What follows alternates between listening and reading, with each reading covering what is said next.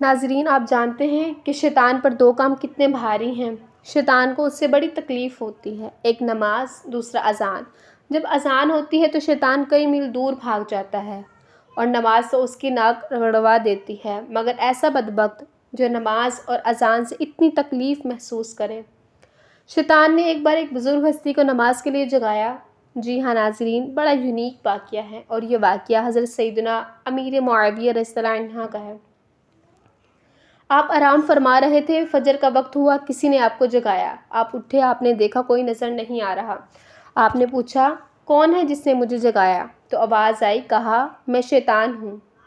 آپ نے کہا اے بدبخت، تیرا کام تو نماز قضا کروانا ہے، تیرا کام تو اللہ اور اس کے رسولوں سے روکنا ہے، تو نے مجھے نماز کے لیے کیسے جگایا؟ اب شیطان نے بہانے بنانا شروع کر دیا، کہتا میں تو پہلے سے ہی نیک تھا، میں تو پہلے ہی نیکی کے کام کرتا ہوں، میں تو نماز کے لیے جگانا پسند کرتا ہوں۔ آپ جانتے تھے کہ شیطان بڑا مکار ہے، اس کا کوئی نہ کوئی تو وار ضرور ہے۔ اللہ والے تو شیطان کے وار کو پہچان لیتے ہیں، جان لیتے ہیں۔ تو آپ نے فرمایا مجھے سچ بتاؤ، تم نے مجھے نماز کے لیے کیوں جگایا؟ کہا، شیطان کہتا حضور بات یہ ہے کہ آپ کو مجھے پتہ ہے کہ آپ کو نماز سے کتنی محبت ہے۔ اگر آپ کی نماز قضا ہو جاتی، آپ خوب روتے، اللہ کے ہاں بیٹھ کر گریہ ورزی کرتے، روتے، گڑ گڑاتے، تو اللہ پاک آپ کی گریہ ورزی کو قبول فرماتا، ایک نماز کا گناہ تو معاف فرماتا، مگر ہزاروں نمازوں کا ثواب عطا فرما دیتا۔ تو میں نہیں چاہتا تھا آپ کو ہزاروں نمازوں کا ثواب ملے، تو اس کے لیے میں نے آپ کو جگا دیا، کیونکہ میں مسلمانوں کو خیر خواہ نہیں ہوں، اور میں نہیں چاہتا کہ مسلمانوں کو زیادہ نیکیاں مل سکیں۔ بظاہر تو یہ ایک واقعہ ہے ہمارے لیے، اس میں بڑا درس یہ ہے کہ شیطان پہلے تو ہمیں نیکیاں کرنے ہی نہیں دیتا، اچھا پھر ہم نیکیاں کرنے لگ جائیں تو اس میں کمی کروانے میں لگ جاتا ہے، وہ کوششیں کرتا ہے کہ یہ نیکیاں نہ کریں۔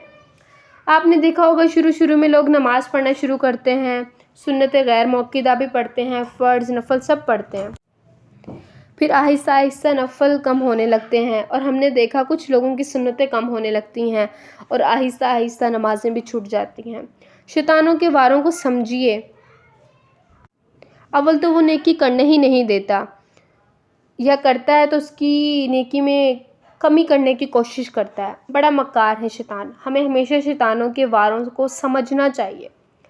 اب دیکھیے نا، کچھ دن پہلے کی بات ہے کہ ماہ رمضان میں تقریباً سارے نماز پڑھتے تھے، روزے رکھتے تھے، عبادات ہو رہی تھی، مگر کتنی بڑی تعداد میں اب مسجدوں میں نظر ہی نہیں آتے ہیں۔ خواتین بھی گھروں میں نماز ادا نہیں کرتی ہیں۔ ایسا لگتا ہے نا کہ شیطان اپنے وار میں کامیاب ہو گیا۔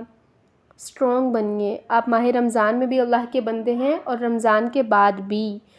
نماز بس رمضان میں ہی فرض نہیں ہے، کتنی عجیب بات ہے، ہم ایک چاند دیکھ کر مسجد کو آباد کر دیتے ہیں اور ایک چاند دیکھ کر مسجد کو ویران کر دیتے ہیں۔ آئیے ایک بار پھر مسجدوں کو، گھروں کو آباد کریں، نمازوں کی پابندی کریں اور شیطانوں کے واروں کو کامیاب نہ ہونے دیں، بلکہ شیطان کو پریکٹیکل جواب دیں کہ ہم شیطان کے نہیں، رحمان کے بندے ہیں۔ اللہ کرے میری بات یہ دل میں اتر جائے۔